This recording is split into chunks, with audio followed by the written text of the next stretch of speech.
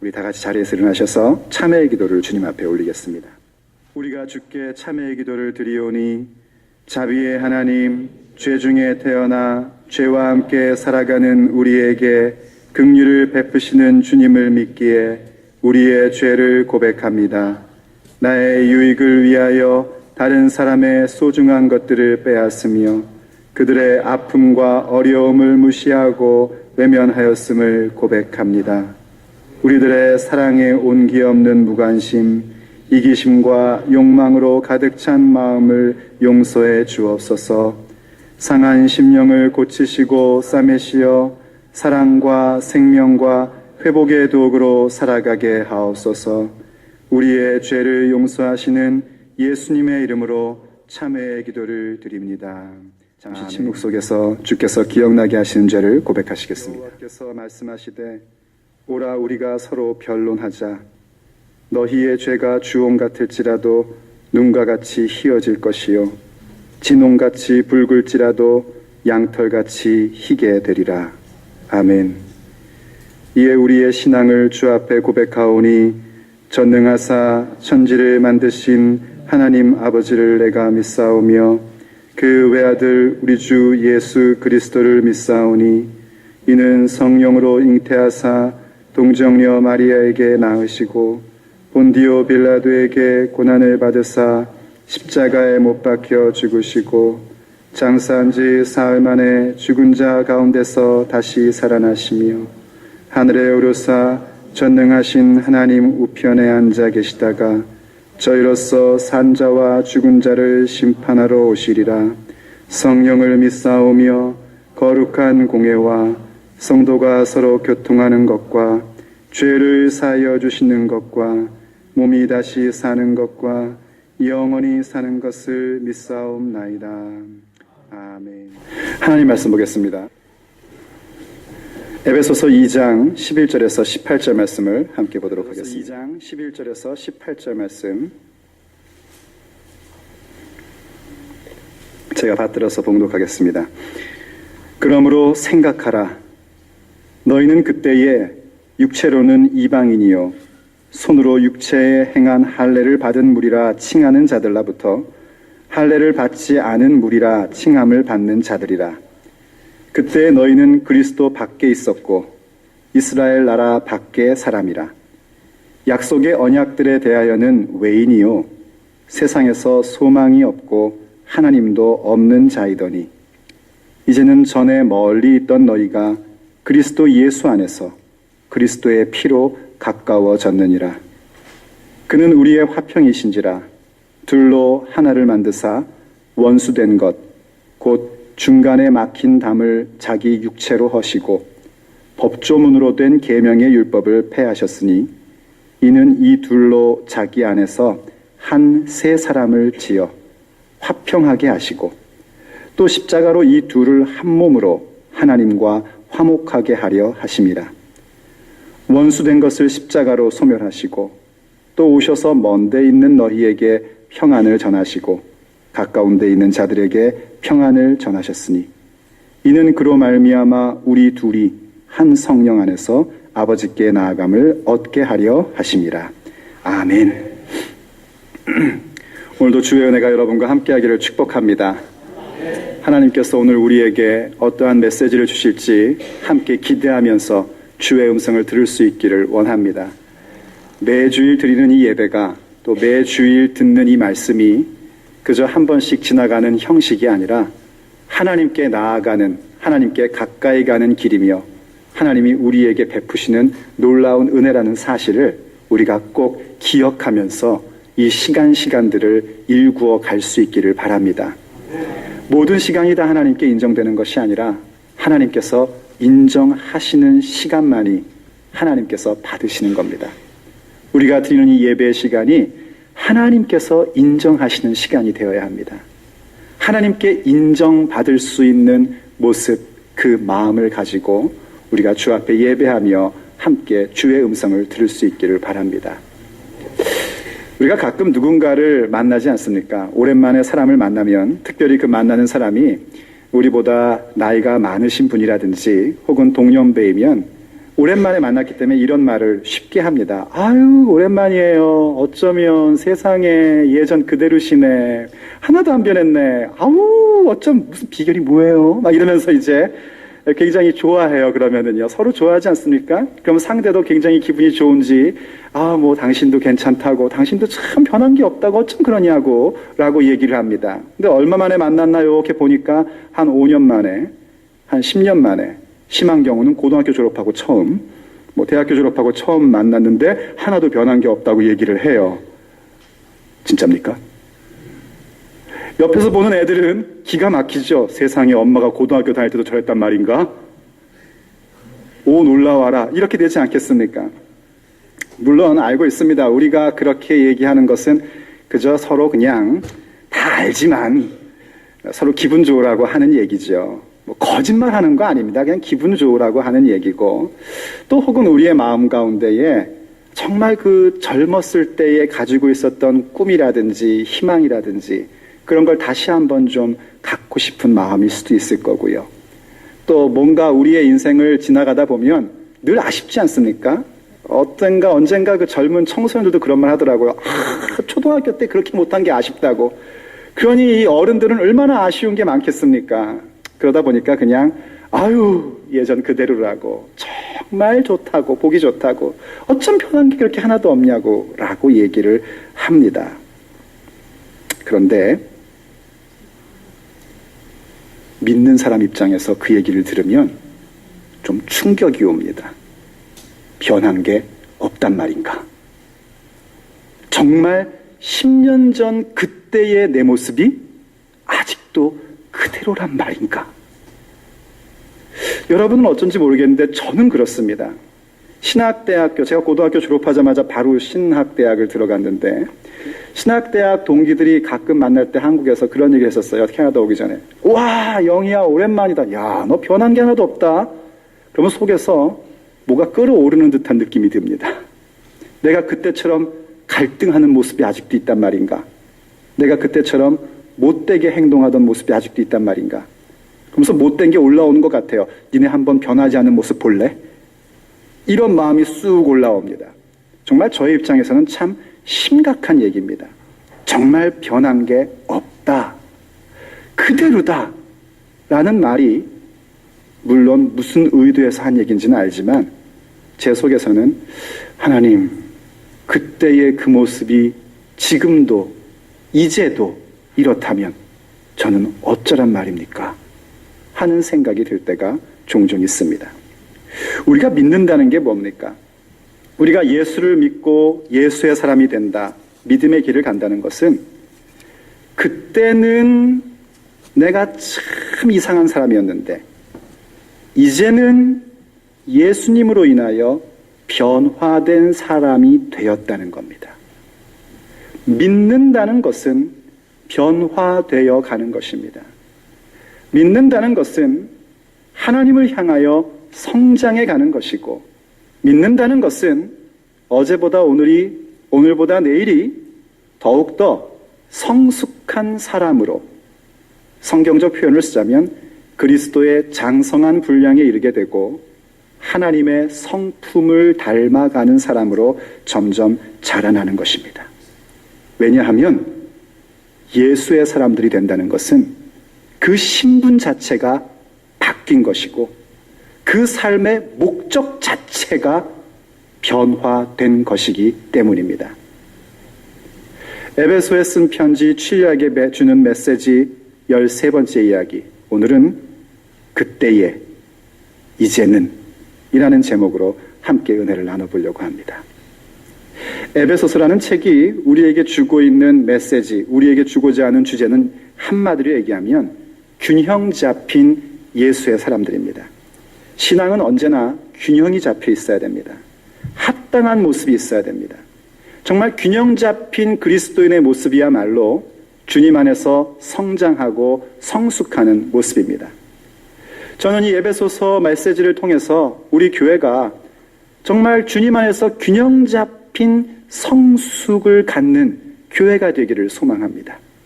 우리 주님 앞에 균형 잡힌 성장과 성숙을 가져야 합니다.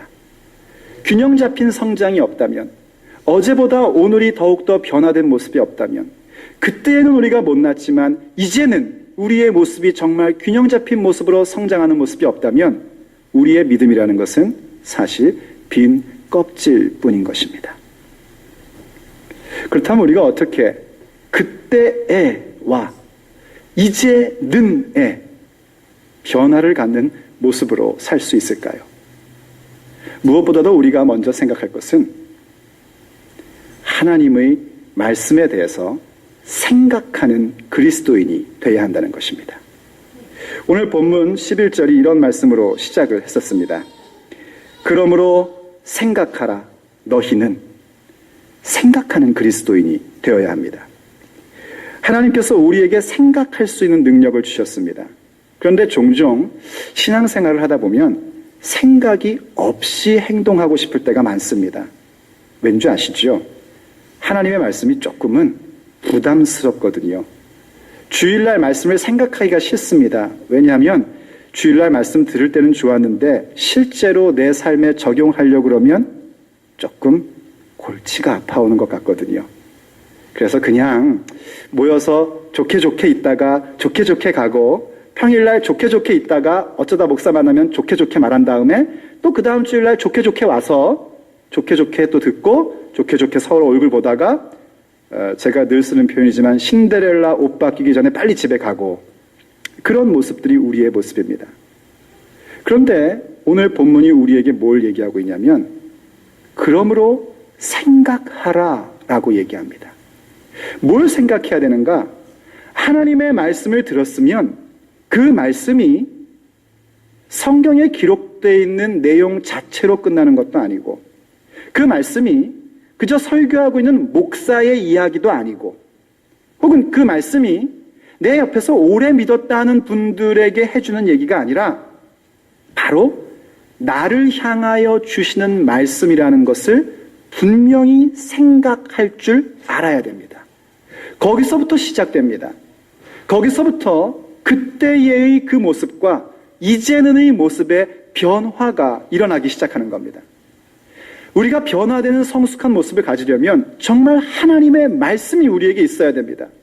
그리고 하나님께서는 우리에게 많은 은총을 베풀어 주셔서 하나님의 말씀을 간직할 수 있는 사람이 되게 해주셨습니다. 그런데 말씀을 갖고 있는 것만으로는 그 모습이 이루어지지 않아요. 그 말씀에 대한 태도가 중요한데, 그 태도가 바로 배우고 듣고 읽은 그 모든 말씀들을 실제의 나의 삶의 현실 속에서 적용하는 겁니다. 그 말씀이 근거가 되고, 그 말씀이 힘이 되고, 그 말씀이 목적이 되는 그러한 모습으로 생각하면서 살아갈 때에 우린 비로소 그때와 이제는의 변화의 모습을 가질 수 있는 겁니다. 바울 사도께서 사실은 에베소서에서 무슨 얘기를 했었냐면은 1장에서부터 2장 10절까지 하나님이 얼마나 놀라운 일을 이루셨는지를 계속해서 강조해 주셨습니다. 하나님은 너무너무나 놀라운 일을 이루셨습니다. 하나님은 놀라운 계획을 가지고 계셨고, 그 계획 속에 그 피조물로 지음받은 우리들을 하나님의 자녀로 삼으시는 계획을 갖고 계셨습니다.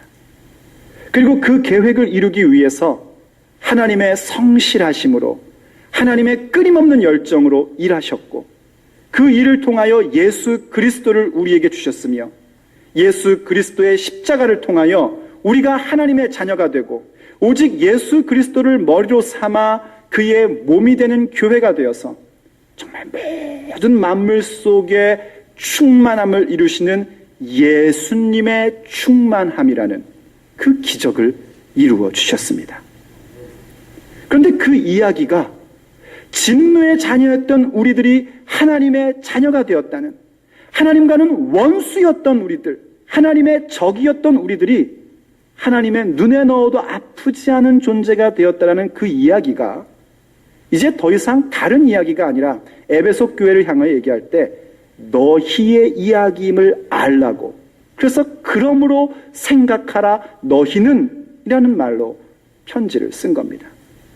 그리고 성령께서는 오늘도 우리에게 얘기하십니다. 우리가 전에는 진노의 자식이었는데 이제는 하나님의 자녀라는 사실에 대하여 다른 사람의 얘기가 아닌 우리의 이야기임을 생각하라는 겁니다. 그리고 그 생각은 더 나아가서 이제 단순히 그렇구나 하는 것으로 끝나는 게 아닙니다. 바로 우리가 그렇게 하나님의 자녀가 된 존재라는 사실에 대하여 다른 이야기가 아닌 내 이야기임을 생각할 때에 무엇을 또 생각해야 되냐면 우리의 옛 모습이 어떠했는지를 기억하는 겁니다. 우리의 옛 모습이 어땠는가? 11절 하반절 12절에서 이렇게 얘기를 합니다. 12절 말씀을 한번 같이 보시기 바랍니다. 앞이나 혹은 성경을 보시면 돼요. 그때 너희는 그리스도 밖에 있었고 이스라엘 나라 밖의 사람이라. 약속의 언약들에 대하여는 외인이요 세상에서 소망이 없고 하나님도 없는 자이더니 라고 얘기합니다. 이 얘기가 단순히 에베소 사람들만의 얘기는 아닙니다. 우리들도 역시 한국 사람들도 이스라엘 사람이 아니에요. 우리 유대인 아니지 않습니까? 하나님 앞에 약속의 말씀을 받은 적도 없었고 불과 120년 전만 해도 조선이라고 이름 짓던 우리나라는 복음이 뭔지도 모르고 하나님이 뭔지도 몰라서 정말 어두운 세상 속에 살 수밖에 없는 그런 존재들이었습니다. 그런데 하나님께서 우리를 자녀로 불러주신 거예요. 그때 우리도 그런 모습에 있었고 정말 하나님 앞에서 어떤 약속도 받은 적이 없으며 이 세상에서의 소망도 없었고 이 세상에서 어떤 희망도 없었고 하나님도 없는 그런 비참한 삶을 살고 있었던 사람들입니다. 뭔가 좀 있다 싶은 것은 그저 세상에서 주고 있는 물질로 인하여 있는 것뿐이었고 세상에서 뭔가 힘이 있는 것으로 권력을 잡은 것으로 좀 있다 싶은 거였지 그 권력과 재산과 인기 속에서도 우리는 항상 그 마음속에 뭔지 모를 목마름이 있었고 채워지지 않는 배고픔이 있었던 사람들입니다. 물론 이 말씀이 과거에 매여 살라고 하는 말씀은 아닙니다. 고린도 후서 5장 17절에서 이렇게 얘기하지 않습니까? 고린도 후서 5장 17절에서 그런즉 누구든지 그리스도 안에 있으면 새로운 피조물이라. 이전 것은 지나갔으니 보라 새 것이 되었도다. 아멘이 됩니까? 그리스도 예수 안에 있으면 우리는 새로운 존재입니다. 옛날 것들은 우리의 것이 아닙니다. 옛날 것은 우리의 것이 아니기 때문에 우리는 예전의 것을 그리워하거나 혹은 예전의 것을 자랑 삼거나 혹은 예전의 것 때문에 내가 뒷발목이 잡혀서 꼼짝 못하는 그런 사람들이 아닙니다. 그런데 왜 오늘 본문은 우리에게 옛날에 우리가 어떠한 존재였는지를 생각하라고 하는가? 그 이유는 이렇습니다.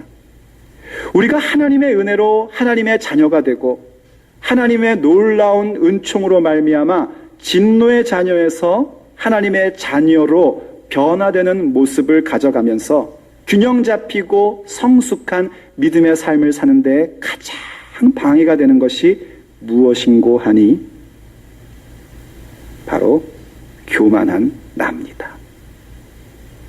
그리고 교만한 우리입니다. 사람이 교만해진다는 게 무엇이냐면요. 오늘 내가 예수를 믿고 하나님의 자녀가 되어서 교회에서 생활을 하고 그리고 이민생활 속에서 힘들고 어려움에도 불구하고 꿋꿋이 서서 성장하며 성숙하는 모습을 갖는 것이 마치 내가 잘났고 내가 능력 있고 내가 애써서 된 것처럼 생각하는 것이 바로 교만함입니다. 물론 우리가 수고하고 땀 흘립니다. 우리가 애씁니다.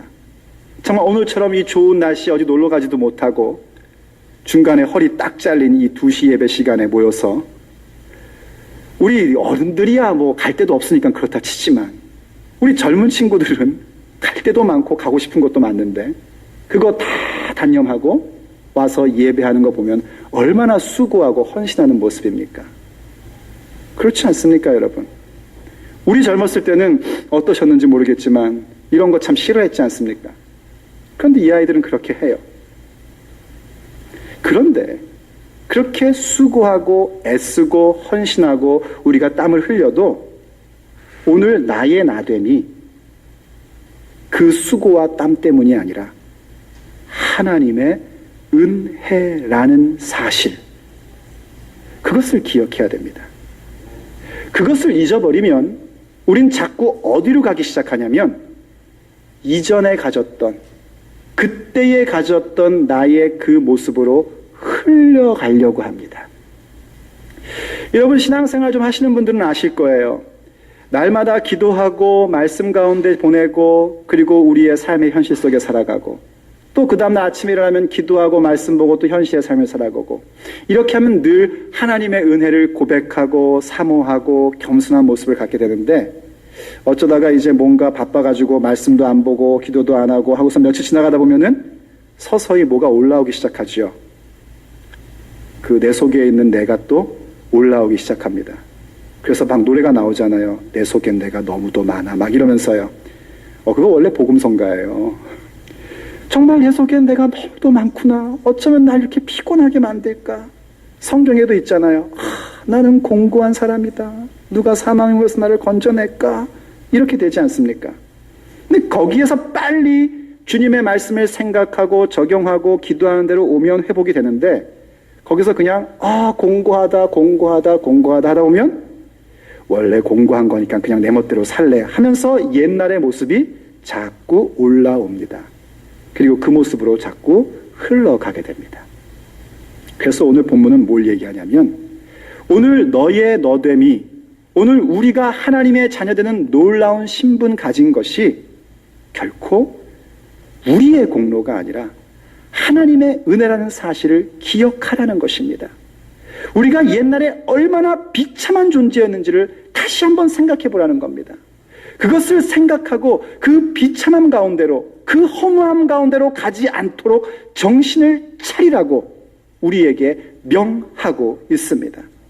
그래야 그때와 이제는의 놀라운 변화의 역사를 우리의 삶의 내용으로 가질 수 있는 겁니다. 그런데 가끔씩 우리는 너무나 그때를 그리워할 때가 많은 것 같아요. 제가 청소년 시절 때에 저희 부친께서 가끔씩 그런 얘기를 하시는 걸 많이 들었습니다. 저희 부친이 이제 6.25 한국 전쟁을 경험한 분이기 때문에 한국 전쟁 경험하신 분들은 늘 그게 그 대화의 주제가 많이 되지 않습니까? 특별히 이제 자녀들을 양육할 때는 언제나 고생한 얘기를 해야 애들이 정신을 차리잖아요. 그러니까 저희 부친께서도 저한테 이제 그 고생하신 얘기를 막 하세요. 그러다가 어떤 대목이 나오냐면 그 피난길에 잡수셨던 음식 대목이 나옵니다. 그럼 뭐 들어보면은 별로 맛있을 것 같지도 않아요. 뭐 그게 뭐 좋겠어요. 그리고 뭐 이름 불명입니다, 항상. 그래서 늘 하는 말이 뭐 꿀꿀이죽 뭐 이런 표현들 쓰지 않아요. 근데 그 얘기를 하시면서 군침을 삼키십니다. 그러다가 어느 날 저희 어머니가 어렵게 그 재료들을 구했습니다. 재료는 뭐였냐면 일단 강냉이, 그 옥수수, 그건 뭐 흔하게 구할 수 있죠. 근데 쑥, 한국에서 쑥 구하는 것도 쉽지 않죠. 어렵지 않죠. 근데 이제 한 가지 어려운 게 뭐냐면 썩은 김치. 이 썩은 김치 구하는 건 쉽지가 않습니다. 익은 김치가 아니에요. 진짜 썩은 겁니다. 버려야 되는 것. 그래서 그거를 다 집어넣고 끓이는 거예요.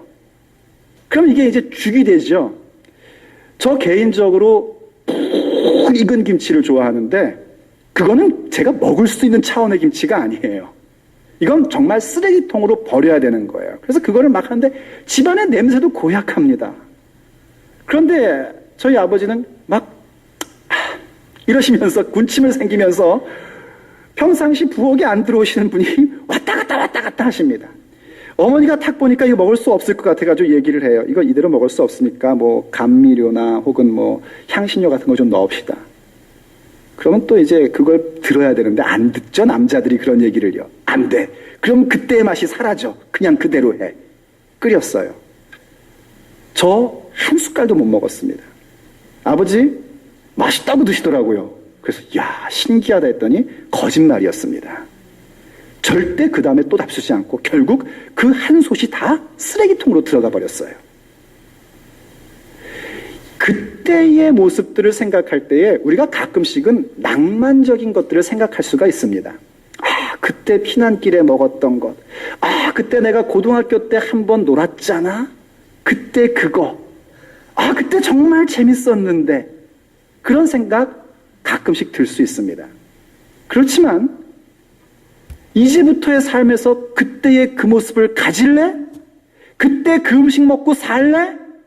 그렇게 얘기하면 우린 거기에 대하여 No, 절대 그럴 수 없어 라고 답해야 됩니다. 그게 정상입니다. 영적인 것은 더 심합니다. 우리의 육체의 삶의 음식에 대한 부분, 우리가 젊었을 때 한번 놀아봤던 그때의 추억, 그 속에는 뭔가 낭만이 있고 추억이 있고 그런 것 때문에 그리워할 수 있습니다. 그럼에도 불구하고 또다시 그것을 겪으라고 그러면은 여러분은 어떨지 모르겠지만 저는 싫습니다. 저는 20대로 돌아가는 게 끔찍합니다. 너무너무 싫어요. 빨리 그 다음 세계가 뭔지 알고 싶어요. 지금 제가 40대인데 50대가 뭔지 빨리 알고 싶고 60대가 뭔지 빨리 알고 싶고 70대가 뭔지 빨리 알고 싶고 그거 넘어간 다음에 천국이 뭔지 빨리 알고 싶어요. 할렐루야. 그래야 천국 갈 거 아닙니까? 그때의 삶을 또 경험할래? 노입니다. 그런데 영적인 건 더합니다. 영적인 것은 옛날 우리가 하나님을 모르고 소망도 없고 살아갈 때 그 모습 속에 비참함과 우울함과 허망함밖에 없었습니다. 그런데 오늘 우리가 이렇게 예수 믿는 사람으로 살면서 야, 그때에 먹었던 건 맛있었는데 그때 놀았던 거 재밌었는데 하고 생각한다면 그 유혹 또한 너무너무나 강력합니다. 우리가 그때로 돌아갈 수는 없는 겁니다. 누군가가 그때의 그 모습으로 돌아가겠냐고 유혹한다면, 우리의 원수가 그때의 그 모습으로 돌아오는 게 좋지 않겠냐고 얘기한다면, 우린 그때 어떠한 사람이었는지를 다시 한번 기억하면서 그 유혹에 대하여, 그 질문에 대하여 아니, 그럴 수 없어 라고 대답할 수 있어야 됩니다.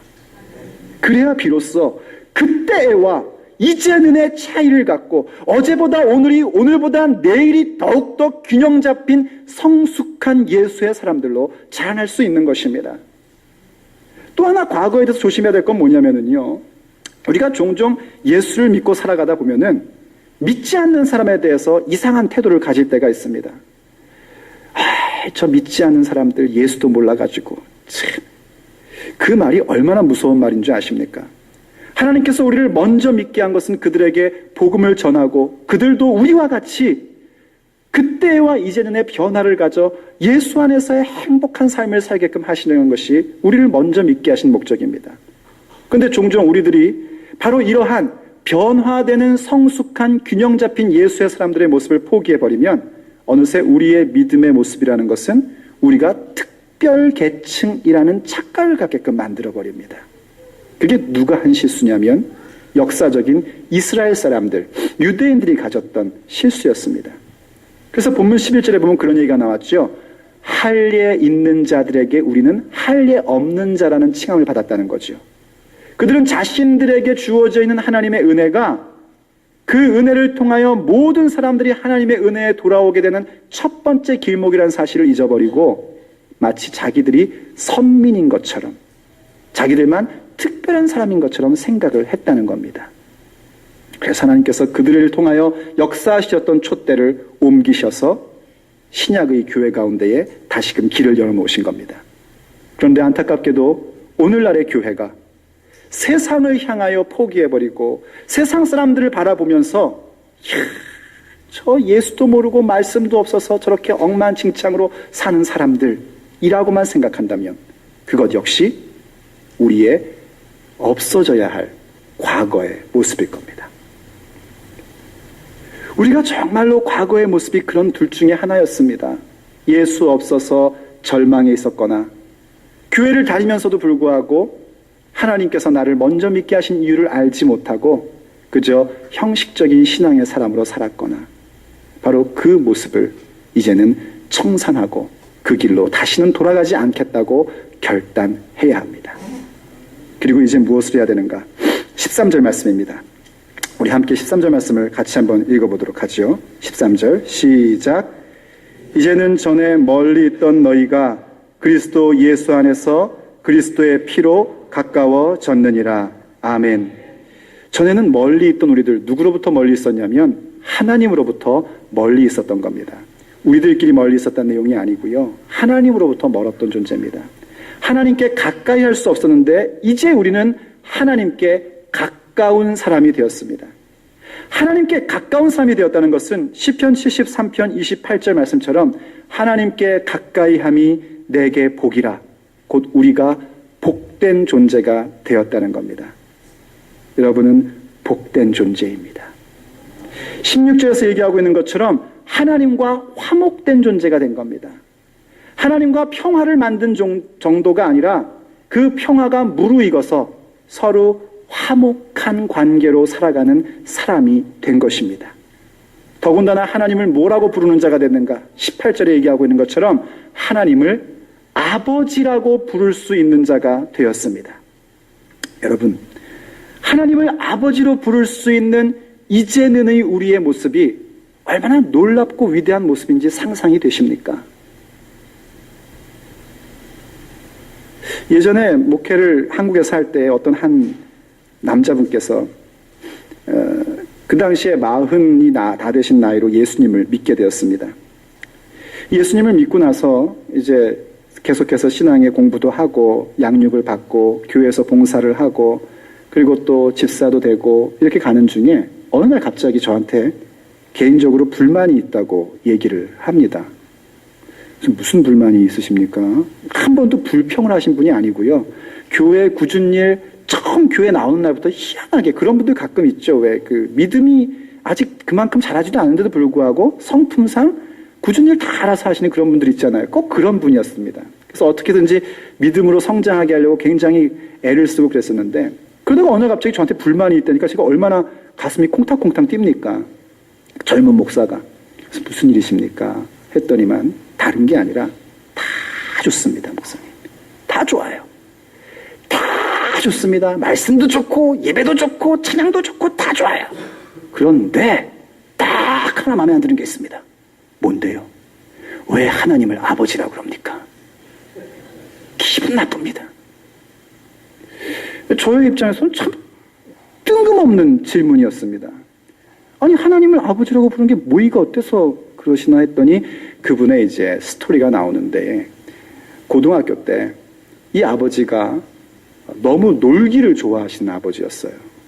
그래서 자기 집안에 시골 분이신데 자기 집안에 농사 짓는 거나 일하는 건 전혀 돌보지도 않으시고 늘 피리를 부시는 분이었대요. 피리만 불고 다니고 잔치집만 다니셔가지고 가산을 다 탕진해버린 겁니다. 그래서 이분 가슴속에 어떤 상처가 있었냐면 고등학교를 정상적으로 졸업을 못했습니다. 그래서 아버지 그러면 늘 어떤 그 느낌이 오냐면 늘 자기 노는 것만 잘하고 자식들은 돌보지도 않고 그런 형상이 탁 그 오버랩 된다고 그러죠. 이렇게 탁 겹쳐지는 거예요. 그래서 하나님 아버지 그러면은 그 아버지가 생각이 나니까 하나님께 가까이 가려다가도 다시 못 가게 되겠다는 거예요. 물론 그분의 경우는 좀 심한 경우지만은요. 우리들이 너나 할 것 없이 전부 다 이 육친의 아버지에 대해서는 조금씩 상처들이 다 없지 않아 있습니다. 저는 좋은 아버지가 되려고 무척 애를 쓰는데 언젠가 한 몇 년 전에 뭘 얘기하다가 듣는데 얘들도 저한테 상처가 있다고 그러더라고요. 굉장히 쇼크를 제가 받았었어요. 안 그러려고 애썼는데 걔들도 상처가 있대요. 옆에서 볼 때는 얼마나 웃기는지 모르겠죠. 그런데 상처가 다 있습니다. 누구나. 하나님을 아버지라고 부를 때에 여러분이 상처받은 그 아버지가 아니라는 사실을 아셔야 됩니다. 여러분이 상상할 수 있는 최고의 아버지를 한번 상상해 보십시오. 특히 아버지 사랑 못 받으신 분이 여러분 가운데 있습니까? 그러면 그 아버지한테 받을 수 있는 사랑을 한번 상상해 보세요.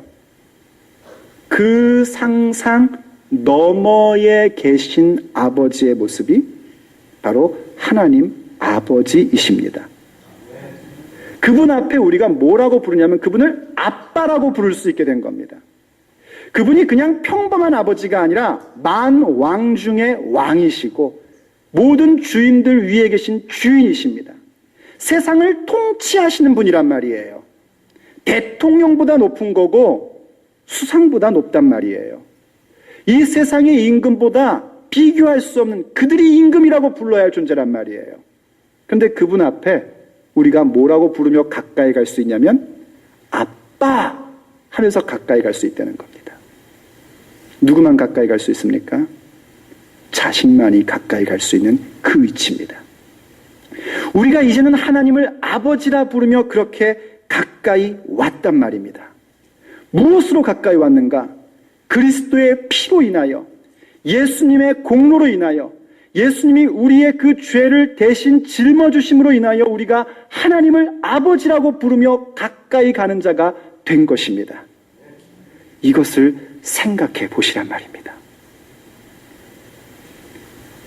그것을 생각해 볼진데 우리가 어찌 그때의 모습을 그리워할 수 있고 이제는의 모습 가운데 주어진 이 놀라운 신분을 포기할 수 있겠습니까? 결단코 그렇게 할 수 없습니다.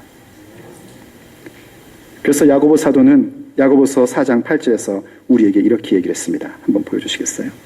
야고보 4장 8절 우리 같이 한번 읽어보시죠. 하나님을 가까이 하라. 그리하면 너희를 가까이 하시리라. 죄인들아 손을 깨끗이 하라. 두 마음을 품은 자들아 마음을 성결하게 하라. 아멘. 여러분은 하나님께 더욱더 가까이 하십시오. 하나님께 가까이 한다는 건 뭔가? 우리 손에 있는 죄를 다 씻는 것입니다. 내 죄를 씻을 수 있는 것은 예수의 피밖에 없습니다. 예수님 안에 있을 때에만 우린 두 마음을 품지 않습니다. 두 마음 품는다는 것은 자꾸 그때를 그리워하는 겁니다. 그때의 그 꿀꿀이죽을 자꾸 먹고 싶어 하는 겁니다. 우린 그거 먹을 수 없습니다. 왜냐하면 우리는 귀한 것을 맛본 사람들이기 때문입니다.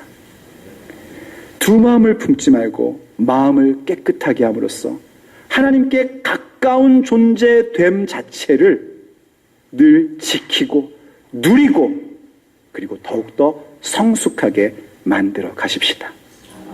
그때 비로소 그때의 비참했던 우리의 모습은 이제 정말 과거로 끝나고 이제는 허락하신 하나님의 자녀된 권세와 능력이 더욱더 온전하게 나타날 수 있는 것입니다. 누군가 여러분들을 만나서 또 얘기할 겁니다. 변한 게 하나도 없네요. 어휴, 그대로시네요. 그럴 때 화는 내지 마십시오. 그냥 고맙게 받으십시오. 그리고 한 번 더 하나님이 내게 주시는 메시지로 그 격려의 얘기를 들어보십시오. 정말 나는 변한 게 없는가? 나는 정말 그대로인가? 그리고 고백하십시오. 그때의 나의 모습은 이제 다 지나갔고 이제는 예수 안에서의 새로운 피조물이다. 나는 하나님께 가까운 사람이다. 우리 모두가 그 고백 속에서 함께 살아갈 수 있기를 바랍니다. 기도하실 때 여러분들이 여러분의 목소리로 먼저 하나님 앞에 기도할 수 있기를 바랍니다. 여러분 가운데 아직까지 예수 그리스도를 믿지 않는 분이 있습니까? 만약 그렇다면 기도하십시오. 하나님, 제가 하나님을 믿는 자가 되고 싶고 예수 그리스도를 믿는 자가 되고 싶습니다. 무엇인지 가르쳐 주십시오. 깨닫게 해 주십시오. 라고 기도하십시오.